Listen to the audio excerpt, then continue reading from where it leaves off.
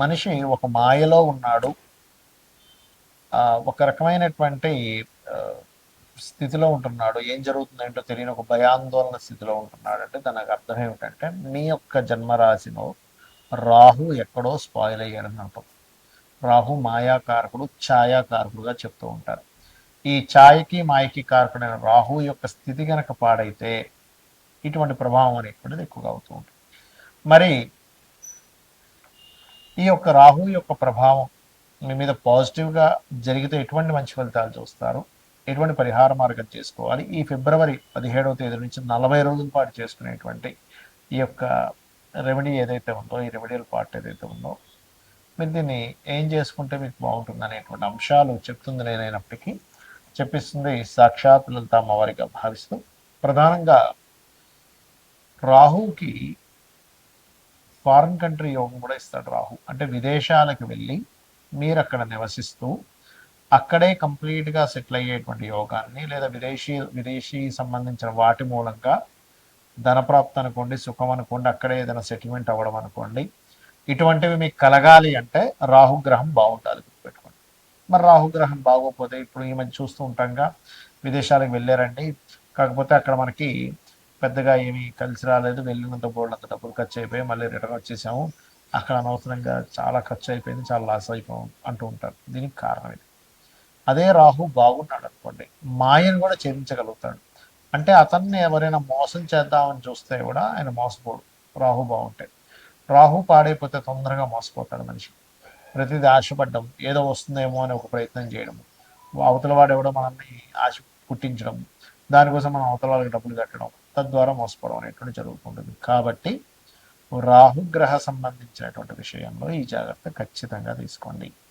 ఇక రెండవ విషయం ఏమిటి అని చెప్పి చూసుకున్నట్లయితే, మీ యొక్క జన్మజాతకంలో ఈ రాహు యొక్క స్థితి ఎంత బాగుంటే మీరు అంత ఇంపోర్ట్ ఎక్స్పోర్ట్ బిజినెస్లు కానీ ఆన్లైన్లో చేసేవి, అంటే అలానే ఆన్లైన్లో అంటే మీరు పేకాటలు లేకపోతే బెట్టింగ్స్ ఇవి కాదు, ఆన్లైన్ బిజినెస్లు ఉంటాయి, ఆన్లైన్లో యాప్స్ ఉంటాయి, ఆన్లైన్లో యాప్స్ క్రియేట్ చేసుకోవచ్చు, ఆన్లైన్లో ఏదైనా అసలు అమ్మకాలు కొనుగోలు చేయొచ్చు, ఇంపోర్ట్ ఎక్స్పోర్ట్ బిజినెస్లు చేయొచ్చు, ఇవన్నీ కూడా చేయొచ్చు.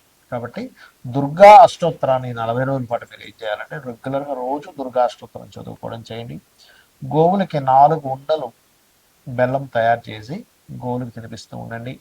రాహు గ్రహం దగ్గర దీపారాధన చేయండి. వీలైతే దుర్గా క్షేత్రాలకు ఎక్కువగా వెళ్ళండి. మనకి విజయవాడ దుర్గా క్షేత్రం వెళ్ళండి. కుంకుమతో గనక దుర్గాదేవిని కనుక అర్చించినట్లయితే రాహు ప్రభావం పోవడం వల్ల మీరు మోసము నుంచి బయటపడటము, ఒక మాయ నుంచి బయటపడటం అనేటువంటిది జరుగుతుంది.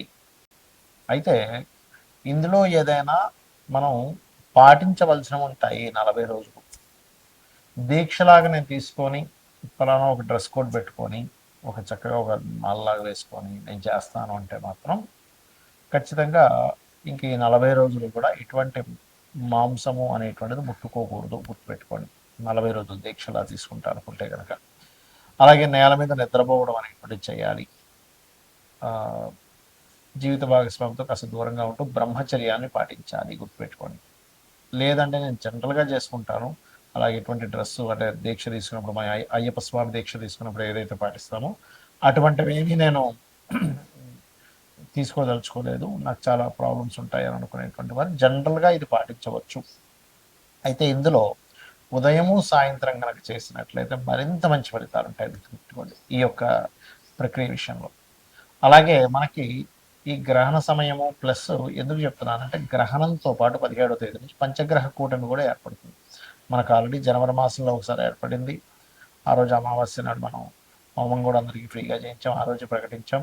మరలా నెక్స్ట్ గ్రహణం వస్తున్నప్పుడు కామాఖ్య శక్తిపీఠంలో 3 హోమాలు ఉంటున్నాయని, గణపతి, లలిత మరియు నవగ్రహ హోమము మరియు చండీ హోమం. ఎవరైనా మీరు ఆ హోమంలో పార్టిసిపేట్ చేయాలనుకుంటే కనుక కింద ఇచ్చిన నెంబర్లో సంప్రదిస్తే కూడా మనం మీకు వివరాలు అందుతాయి. అయితే ఈ ఈ 40 రోజులు కూడా ఎవరైనా మనకు ఫలానా సంబంధించిన ఇబ్బంది ఎక్కువగా ఉంది, ఒక్కోసారి ఎలా ఉంటుందంటే 6వ స్థానంలో కనుక గ్రహాలు అధికంగా ఉన్నా, లేదా 12వ స్థానంలో అధిక గ్రహాలు ఉన్నా, అష్టమంలో గ్రహాలు ఉన్నా ఏమవుతుంటుందంటే 6లో ఉన్నప్పుడు ఎంత కాంపిటీషన్ లక్షణాలు ఇస్తాయో ఎంత వర్కాలిక్గా పర్సన్ ఉంటాడో అదే విధంగా శత్రుత్వాలు కూడా పెరుగుతూ ఉంటాయి, గుర్తుపెట్టుకోండి. శత్రు సంబంధం అంటే 6వ స్థానం, లగ్నం నుంచి 6వ స్థానం శత్రువుని పెంచుతుంది.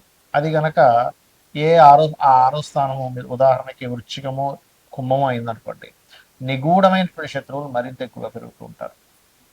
కాబట్టి ఆ నిగూఢమైనటువంటి శత్రువులు పెరగకుండా ఉండాలి అని అంటే మీరు చేయవలసింది ఏమిటంటే, ఈ 40 రోజుల పాటు కూడా మీ 6వ అధిపతి ఎవరు, ఈ 6వ స్థానానికి ఉండేటువంటి పోర్ట్ఫోలియో ఎక్కడి నుంచి వచ్చింది, అంటే ఏ గ్రహం ద్వారా ఈ 6వ స్థానం అనేది కనెక్ట్ అయింది అనేటువంటి చూసుకొని, ఏది బలమైన గ్రహం 6వ స్థానంలో ఉన్నటువంటిది, శత్రుత్వాన్ని ఇచ్చే గ్రహం ఏంటో తెలుసుకొని దానికి సంబంధించి దానం ఇస్తూ ఉండాలి.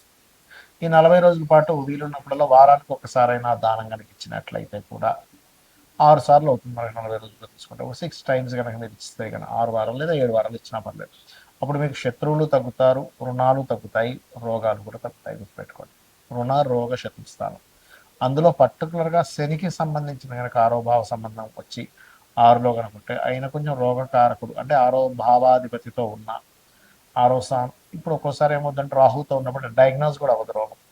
అలాంటప్పుడు మీరు రాహుకేతువులకు సంబంధించిన దీపారాధన చేయడం చేసినట్లయితే ఈ 40 రోజులు చాలా చాలా చాలా క్రూషియల్ టైం, అంటే చాలా ఇంపార్టెంట్ ఇదనమాట, గుర్తుపెట్టుకోండి. ఇక అష్టమంలో ఉన్న అష్టమంలో అధిక గ్రహాలు ఉంటే ఏమవుతుందంటే రీసెర్చ్కి చాలా బాగుంటుంది, నిగూఢమైనటువంటి విషయాలు నేర్చుకోవడం చాలా చాలా బాగుంటుంది. కానీ అన్ఎక్స్పెక్టెడ్గా లైఫ్లో ఎక్కువ సంఘటనలు జరుగుతుంటాయి. ఏమంటే సడన్గా ఉద్యోగం పోయింది, లేకపోతే ఆల్ ఆఫ్ సడన్గా మేము మారిపోవాల్సి వచ్చింది, అసలు సడన్గా యాక్సిడెంట్ అయినట్టు ఉంటారు. దానికి కారణం ఏంటంటే అష్టమంలో ఉండే గ్రహాలు. అందుకని 40 రోజులు కూడా మీ లగ్నం నుంచి, అంటే మీకు మేషం నుంచి మీనం వరకు మనకి 12 రాసులు ఎలాగో 12 లగ్నాలు ఉంటాయి. ఆ యొక్క 12 లగ్నాల్లోని లగ్నం నుంచి ఇప్పుడు ఉదాహరణకి మేష లగ్నం అనుకుందాం, 8వ భావం వృశ్చికం అవుతుంది, వృషభం అనుకుంటే 8వ భావం ధనస్సు అవుతుంది, మిథునం అనుకుంటే 8వ భావం మకరం అవుతుంది. ఇలాగా లగ్నం నుంచి 8వ స్థానంలో ఏ గ్రహాలు ఉన్నాయో వాటికి సంబంధించిన దానాలు 40 రోజులు ఇస్తున్నట్లయితే ఈ గ్రహ ప్రభావం అనేటువంటిది ఉండదు. అంటే ఎందుకు చెప్తున్నానంటే ఎప్పుడైనా ఇలాగా రేర్గా వచ్చేటువంటి పంచగ్రహ కూటములు ఎప్పుడూ రానటువంటి మనకి ఈ మూడోసారి, అంటే 3 సార్లు ఒకే సంవత్సరంలో రావడం అనేటువంటిది పంచగ్రహ కూటమి చాలా విశేషమైనటువంటిది. దీనివల్ల మనం చూస్తూనే ఉన్నాం, బయట ఉండేటువంటి పరిస్థితులు, గొడవలు కానివ్వండి, లేకపోతే రకరకాల, అదిగాక సీక్రెట్ సైన్లో జరుగుతుంది కాబట్టి అసలు పెద్ద పెద్ద వాళ్ళందరూ కూడా కొన్ని సీక్రెట్ రిలేటెడ్ సంబంధించిన వాటిలో ఇరుక్కోవడం కూడా జరుగుతుంది, గుర్తుపెట్టుకోండి. అలాగే మరొక విషయం ఏంటంటే ఇక్కడ గమనించినట్లయితే ఈ అష్టమ స్థానంలో గ్రహాలు ఉన్నప్పుడు ఇవి చేయిస్తూ ఉంటే మీకు అలా సడన్గా జరిగే కొన్ని కొన్ని ఆకస్మిక సంఘటనల నుంచి మీరు బయటపడగలుగుతారు చక్కగా. ఇక 12వ స్థానంలో గ్రహాలు ఉన్నాయి ఉదాహరణకి అధికంగా. 12వ స్థానం అంటే ఖర్చులు, చూడండి ఒక్కోసారి మనకు అనవసర ఖర్చులు అయిపోతుందండి అంటాం, కానీ ఇక్కడ ప్లస్ ఏమిటి, విదేశీ యోగాన్ని కూడా ఇస్తుంది. మరి 12లో అధిక గ్రహాలు ఉన్నప్పుడు మీరు 12వ స్థానంలో ఏ గ్రహాలు ఉన్నాయో వాటికి సంబంధించిన దానాలు ఇవ్వండి. ఎప్పుడూ కూడా మనకి ఖగోళంలో కొన్ని వింతలు విశేషాలు అంటూ ఉంటాం, అంటే గ్రహంతో కూడిన పంచగ్రహ కూటములు ఇలా జరుగుతున్నప్పుడు మన గ్రహాల మీద దాని ప్రభావం ఎక్కువగా పడుతూ ఉంటుంది. అలాంటప్పుడు మీ పర్సనల్ చార్ట్లో ఉండేటువంటి గ్రహాల మీద ప్రభావం తగ్గాలి అంటే ఈ 40 రోజుల్ని ఈ రకంగా మీరు వినియోగించుకోండి, ఖచ్చితంగా మీకు బాగుంటుంది. ఆ యొక్క అమ్మవారి యొక్క అనుగ్రహం కూడా మీకు పరిపూర్ణంగా కలగాలని మనస్ఫూర్తి కోరుకుంటూ శ్రీమాత్రే నమః.